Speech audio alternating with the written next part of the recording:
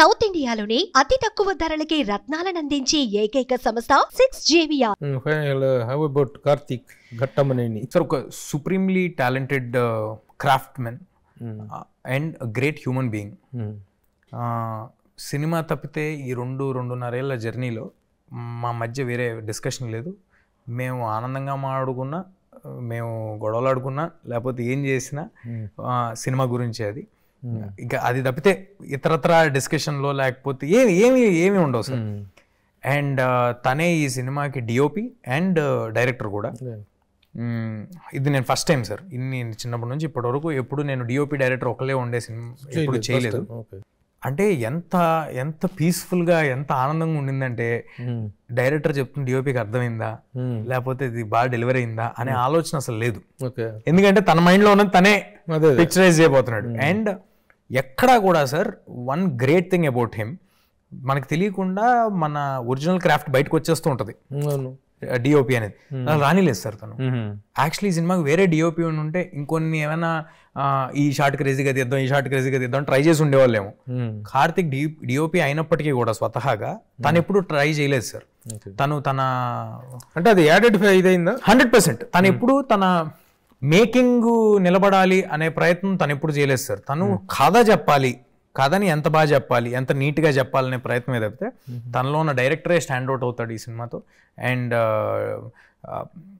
కేవలం Karthik DOP and direction చేశాడు కాబట్టే మాకున్న కన్స్ట్రైన్డ్ సెటప్స్లో ఈ సినిమా ఇంత పెద్దగా కనిపిస్తాను sir. How about you have made a special mention trailer launch లో మ్యూజిక్ గురించి స్పెషల్ గా మాట్లాడి you have appreciated the music director Hari. అవును సార్. ఏంటి అసలు మ్యూజిక్ ఇచ్చినటువంటి సపోర్ట్ ఏంటి, సాంగ్స్ కానీ సాంగ్స్ కు వస్తున్నటువంటి applause how? Extremely happy with Hari Gaura. అంటే ఈ మొత్తం టీము చాలా అరుదుగా కుదురుద్ది సార్. ఇలా ఓసారి నాకు ఇంతకుముందు హనుమానికి కుదిరింది, చాలా అదృష్టంగా భావిస్తున్నాను నేను. అది మనం ఎంత అనుకున్నా అలా కుదరవు. ఏంటంటే టీంలో ఉన్న మెయిన్ 4-5 పిల్లర్స్ ఎవరైతే ఉన్నారో అందరూ కూడా ఎలాగైనా we have to prove our selfs అనే ఒక ఇది ఉంటుంది చూడండి సార్. ఆ ఫోర్స్ అనేది ప్రతిసారి కుదరదు sir. Most of the times end of the day ఏం చెప్పినా ఏం చేసినా, మేము ఆర్ట్ చేస్తున్నా క్రియేటివ్ ఫీల్డ్లో ఉన్నా కూడా end of the day most of them ఒక జాబ్ లాగా ట్రీట్ చేసి 4 సినిమాలు ఇదో సినిమా, దీనికి నేను ఎంత రెమ్యునరేషన్ తీసుకుంటున్నా ఏంటి అనే ఒక ధోరణి ఒకటి ఉంటుంది సార్. హనుమాన్ తర్వాత నేను ఇంకో సినిమా ఒప్పుకోలేదు ఇది కాకుండా అంటే ఓకే, హరి గౌరవ్ ఒప్పుకోలేదు సార్. నాకు మిరాయ్ ఒక్కటే, దీని తర్వాత మళ్ళీ సెట్ చేసుకోబోయే సినిమా ఆ స్పేస్లో ఉండాలని చెప్పి ఒక మ్యూజిక్ డైరెక్టర్ అంత కమిట్మెంట్ ఇచ్చి ఒకటే సినిమా మీద 1.5 year ఉండి మల్టిపుల్ రకాలైన మ్యూజిక్ చేద్దాము, చేసి చూసుకుందాం, చూసింది డైరెక్టర్ చూపిద్దాం, హీరోకి చూపిద్దాం, మళ్ళీ చేద్దాం అనే ఒక ప్యాషన్ ఉంది చూడండి సార్. చాలా అరుదుగా కనిపిస్తుంది sir. I'm extremely happy with Hari. చాలా గ్రేట్ పొజిషన్కి వెళ్ళబోతున్నాడు సార్ అతను. Very good. హనుమాన్లో కూడా తన కాంట్రిబ్యూషన్ ఏంటో అందరికీ తెలిసిందే, అందరూ చూసిందే. చాలా సార్లు ఆ ఎలివేషన్లకి వాటికి ఒక చిన్న గూస్ బంప్స్ ఫీలింగ్ అది డెలివర్ అవుతుంటుంది. ఈ సినిమాలో కూడా అలాంటి దండుగా ప్యాక్ చేశాడు. నాకు అంటే టాల్ క్లెయిమ్స్ చేయటం నాకు నచ్చదు కాబట్టి ఐఎమ్ కీపింగ్ మై సెల్ఫ్ లో, but he has delivered fantastic sir. Songs ఎన్ని మొత్తం మ్యూజికల్ ఇంపార్టెన్స్ ఏంటి, సాంగ్స్ ఏంటి? అంటే కంటిన్యూస్గా సినిమా బ్యాక్గ్రౌండ్లో ఒక థీమ్ ఏదో ఒకటి, ఆ థీమ్ని సినిమా అంతా రన్ చేయటం లాంటిది చేయలేదు సార్. నేను మీకు చెప్పినట్టే ఇప్పుడు సిగ్నేచర్ మ్యూజిక్ లాంటిది ఏం చేయలేదు. సిగ్నేచర్ మ్యూజిక్ ఉంటుంది సార్, కానీ ఆ సిగ్నేచర్ మ్యూజిక్నే సినిమా అంతా రన్ చేయటం లాంటిది చేయలే. మదర్ అంటే మదర్కో థీము, హీరో అంటే హీరోకో థీము. హీరో ఫస్ట్ జర్నీ బయలుదేరినప్పుడు థీము, జర్నీలో ఉన్నప్పుడు థీము, వాడు ఏం చేయాలో వాడు తెలుసుకున్న తర్వాత ఒక థీము. మనోజ్ గారు ముందు ఒక థీము, తర్వాత ఒక థీము, ఆయన చిన్నప్పుడు ట్రాక్లకు ఒక థీమ్, ఇలాగా మల్టిపుల్ థీమ్స్ డెవలప్ చేసి వెళ్ళాడు సార్ తను.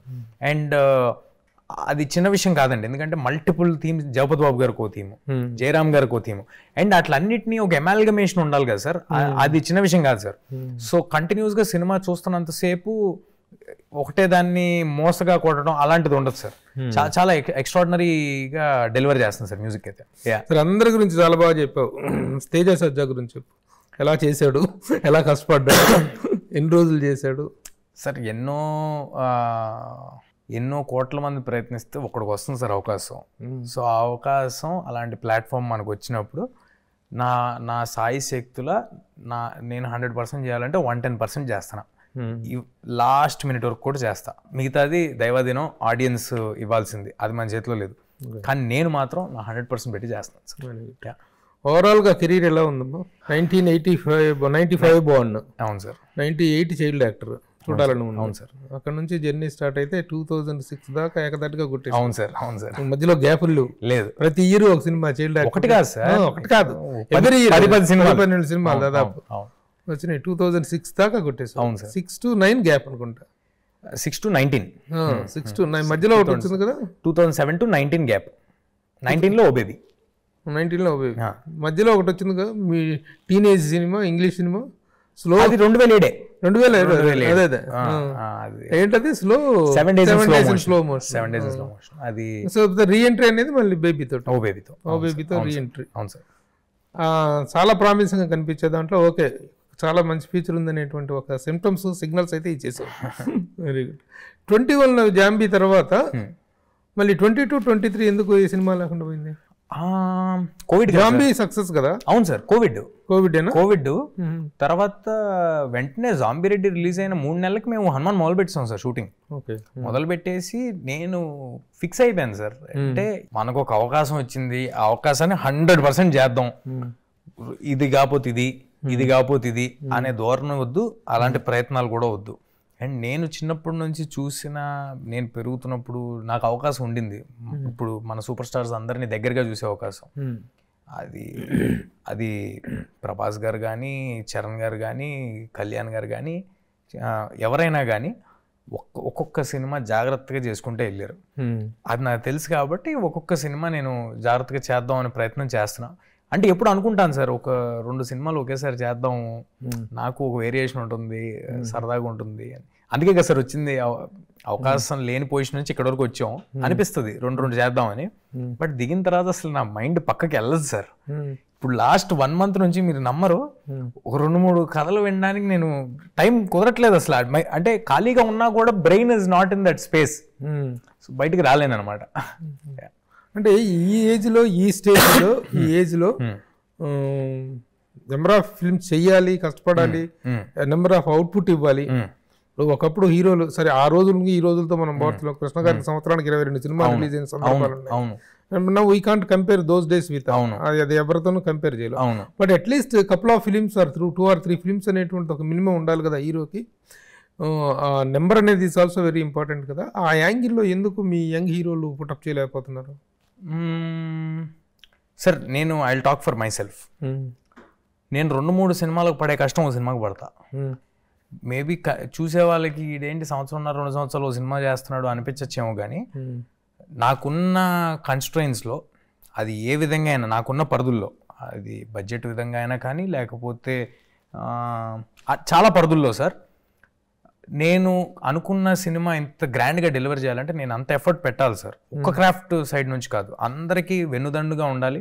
ఒక డైరెక్టర్ నుంచి ప్రొడ్యూసర్ నుంచి అందరికి వెన్నుదండుగా ఉండాలి. ఎవరు ఏమీ అదర్ వే డివైడ్ అవ్వకుండా నేను జాగ్రత్తగా I have to be one of the emotional anchors for them. It's a journey. Cinema బాగా వచ్చేంత వరకు నేను వాళ్ళకి అవైలబుల్గా ఉండాలి.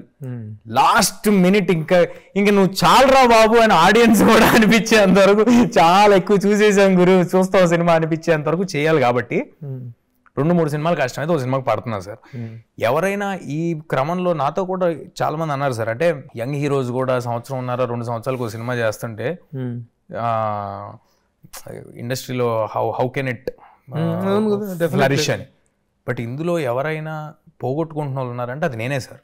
ఎందుకంటే నేను 2-3 సినిమాల తాలూకా కష్టం ఒక సినిమాకి పడి ఫినాన్షియల్గా కానీ, ఇంకో విధంగా కానీ, మరో విధంగా కానీ, ఇమేజ్ విధంగా కానీ నేను రిస్క్ కూడా కదా సార్. అంటే నేను ఒకటి అడుగుతున్నా, వర్కౌట్ అయింది ఓకే, ఇప్పుడు 2-3 సినిమాలు చేయటం వల్ల ఓవర్ స్ట్రెయిన్ అవుతానని చేయట్లేదు. ఇదే ఓవర్ స్ట్రెయిన్ సార్. ఒకటి పెట్టుకుంటేనే ఓవర్ స్ట్రెయిన్, ఎందుకంటే భయం కూడా ఉంటది కదా సార్. నేను ఒకటే నమ్ముకుని కూర్చుని ఉన్నా, రేపు పొద్దున్న నేను అనుకున్న విధంగా డెలివర్ అవ్వకపోతే నేను ఆశించిన, ఎందుకంటే సార్ మనం ఉన్నది 5-6% సక్సెస్ రేట్ ఉన్న ఇండస్ట్రీలో. 200 సినిమాలు వస్తే సంవత్సరానికి 7-8 ఆడుతున్నాయి, లేకపోతే 10 ఆడుతున్నాయి, అంటే 5% సక్సెస్ రేట్. ఆ భయం నాకు చాలా కాన్స్టెంట్గా ఉంటుంది సార్. 2-3 చేస్తుంటే అట్లీస్ట్ నాకు, అది నాకే కాదు ఎనీ హీరోకి బెస్ట్ ఆఫ్ 3, బెస్ట్ ఆఫ్ 4, ఇది కాకపోతే ఇదేనా అవుద్ది అనే ఒక ఇది ఉంటుంది. యాక్చువల్లీ ఎవరైనా నష్టపోతున్నారంటే అది చేయటం వల్ల నేనే సార్. అది నష్టపోతున్నాను కాదు, నిజంగా ప్రతి ఒక్కళ్ళు ఆడే సేఫ్ గేమ్ అదే. కనీసం ముఖ్యంగా మీ ఏజ్లో మీ స్టేజ్లో ఆడేది ఏంటంటే కనీసం 2-3 చేసుకుంటే ఒక సినిమా పోయినా ఒక సినిమా ఉన్నా కూడా సర్వైవల్ అనేటువంటిది రన్ అవుతుంది అనేటువంటిది. ఎందుకు అంత చిన్న వయసులోనే అంత ఓవర్గా బడ్డను పెట్టుకోవటం, ఇక అంతగా సినిమాని ప్రేమించడం లేకపోతే ప్యాషనేట్గా ఉండటం అనేటువంటిది different. But giving the output is also important కదా, that angle also you have to think about కదా. అంటే ఇది ఓన్లీ మరి ఈ ఆలోచన ధోరణి ఎందుకు వల్ల వచ్చిందో నాకు తెలియదు కానీ సార్, డైరెక్టర్స్ ఎత్తుకున్నారనుకోండి. ఒకప్పుడు రాఘవేంద్రరావు గారు కానీ మీకు తెలియదు ఏమో దాసరి గారు కానీ ఒకేసారి 3 సినిమాలు నడుస్తూ ఉండేవి కూడా ఎట్ ఎ టైం 10 రోజులు దీనికి నడుస్తూ డైరెక్టర్ గా 4-5 సినిమాలు చేసిన సందర్భాలు ఉన్నాయి, ఒకేసారి నడుస్తూ ఉండే ప్యారలల్ గా. మరి ఇవాళ మన దగ్గర ఉన్న సూపర్ స్టార్ డైరెక్టర్స్ అందరూ 2 ఏళ్ళు 3 ఏళ్ళు వాళ్ళ టైము ఎఫర్ట్ అన్నీ పెట్టడం వల్లే కదా సార్ మనం మన సినిమాలని అంతర్జాతీయ స్థాయికి తీసుకెళ్ళగలుగుతున్నాం. అంటే నా ప్రయత్నం ఏదో అంతర్జాతీయ స్థాయికి తీసుకెళ్లాలని కాదు సార్, అట్లీస్ట్ నా ఆడియన్స్ ఎవరైతే ఉన్నారో వాళ్ళకి సినిమా డెలివర్ చేసే రోజు నేను 100% నా ఎఫర్ట్ పెట్టాను అనే ఒక ఆనందం ఉంటుంది చూడండి సార్. ఇంకా I cannot do more than this satisfaction. That is up to you. ఇంకోటి అంటే ఈ స్ట్రెయిన్లో ఉన్నా కరెక్టే, దగ్గరికి ఏది రాలేదు. ఒక మంచి ప్రోడక్ట్ వచ్చింది అనుకో, తప్పకుండా సార్ చేయాలి 100%. అసలు దాన్ని రాకుండానే ఎలో చేయకుండా డోర్స్ క్లోజ్ చేసుకునేదిలో ఉండద్దు. అది అసలు ఎప్పుడు లేదు సార్, నేను ఎదురు చూస్తాను. ఇది అయిందాక వేరే కథ విన్ను, వేరే సబ్జెక్ట్ విన్ను అనేటువంటి అది ఎప్పుడు లేదు సార్, అది ఎప్పుడు లేదు. ఈవెన్ అట్లీస్ట్ ప్రాజెక్ట్స్ ఆన్సెట్స్ లేకపోయినా ఆ మౌంటింగ్ స్టేజ్ లో ఉండటం అనేటువంటిది ఈజ్ ఇంపార్టెంట్. లేదు సార్, ఆన్ సెట్స్ కూడా నేను ఎదురు చూస్తుంటాను సార్. అంటే ఇప్పుడు ఉన్న సిచ్యువేషన్ లో ఎలా ఉందంటే సార్, రూమ్ ఫర్ ఎర్రర్స్ చాలా తక్కువ ఉంది సార్. అండ్ నాలాంటి యాక్టర్స్కి ఇంకా తక్కువ సార్. 2-3 తప్పులు జరిగినాయి అంటే మళ్ళీ చాలా ఇబ్బంది అయిపోద్ది కెరియర్కి. ఇక్కడ వరకు బిల్డ్ చేసుకున్న మొమెంటం పోద్ది. సో ఐఎమ్ 100% నేనేమి నా సైడ్ నుంచి ఏమీ చేయకుండా జస్ట్ సినిమా వస్తే వెళ్ళి షూటింగ్ చేసుకునే లాంటి కథ, లాంటి దర్శకులు, లాంటి ప్రొడ్యూసర్స్ దొరికితే నాకంటే అదృష్టవంతులు ఆనందించే వాళ్ళు ఇంకోళ్ళు ఉండరు. పీస్ఫుల్ గా ఉంటుంది కదా సార్, హ్యాపీగా. Next is what is with Teja Sajja happening? Zombie Reddy 2 ఒకటి అనుకుంటున్నాం సార్. ఒక out and out action comedy. మళ్ళీ అది ఏంటి, ఏ స్టేజ్ లో ఉంది? కథ almost అయిపోవచ్చింది sir.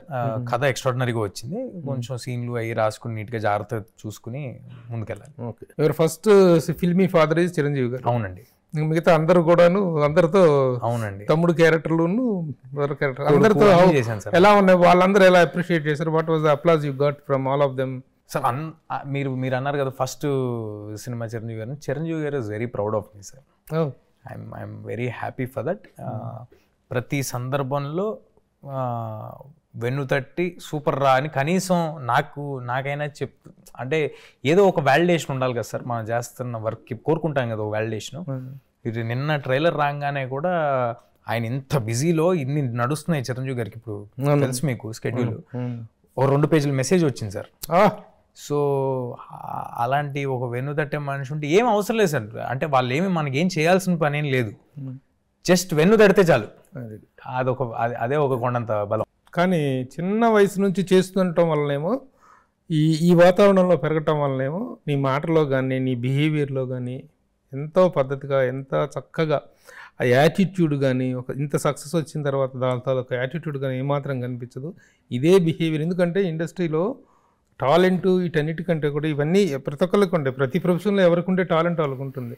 But behaviour makes a lot. Thanks a lot. It makes that. ఆ యాంగిల్లో మాత్రం you are really very impressive. Congratulations. Thank you. Congratulations. Let us all wait for the big day, September 12th. Thank you sir. September 12th థియేటర్లో release అవుతుంది మిరాయి. తప్పకుండా థియేటర్లో మాత్రమే చూడండి. ఇలాంటి అద్భుతాలని, ఇలాంటి వండర్స్ని, ఇలాంటి మిరకిల్స్ని థియేటర్కల్ ఎక్స్పీరియన్స్లో ఎంజాయ్ చేసినప్పుడు మాత్రమే we can experience that feeling. అలాంటి ఒక సక్సెస్ని మనం ఈ టీంకి ఇద్దాం. All the best. Thank you sir. నేను చెప్పాల్సిన మాట కూడా మీరు చెప్పేశారు. You also say your opinion. ప్రతి సంవత్సరం థియేటర్లో మాత్రమే చూడాలనిపించే సినిమాలు చాలా అరుదుగా వస్తూ ఉంటాయి సార్. అందులో మిరాయి ఒకటి అని చాలా కాన్ఫిడెంట్గా చెప్పగలను. ఒక ఎక్స్ట్రాడినరీ విజువల్ ఫీస్ట్ లాగా ఉంటుంది సినిమా. అద్భుతమైన హైలు ఉంటాయి. ఒక మంచి స్ట్రాంగ్ కథ చెప్పబోతున్నాము. అండ్ ఎక్స్ట్రాడినరీ యాక్షన్ సీక్వెన్సెస్ ఉంటాయి. పిల్లలకి ఫ్యాంటసీ నచ్చుద్ది, యంగ్ అడల్ట్స్కి అందులోని ఎలివేషన్లు, అందులోని బిల్డప్లు, యాక్షన్ అవి నచ్చుతాయి. అండ్ మిగతా వాళ్ళందరికీ ఈ సినిమాకి మన ఇతిహాసాస్కి ఉన్న కనెక్షన్ని ఎలా బ్లెండ్ చేసాం అనేది నచ్చుద్ది. So proper family film sir. మొత్తం మన ఇంట్లో పిల్లల నుంచి పేరెంట్స్ని తీసుకుని వెళ్ళాలి అంటే వచ్చే సినిమా ఇస్ మిరాయ్. సో అందరూ తప్పకుండా సెప్టెంబర్ 12 థియేటర్స్కి వచ్చేసేయండి, ఫ్యామిలీస్తో పాటు మిరాయిని ఎంజాయ్ చేయండి. Thanks a lot. సుమన్ టీవీలో మీ పర్సనల్ అండ్ బిజినెస్ ప్రమోషన్స్ కోసం కింది నెంబర్కి కాంటాక్ట్ చేయండి.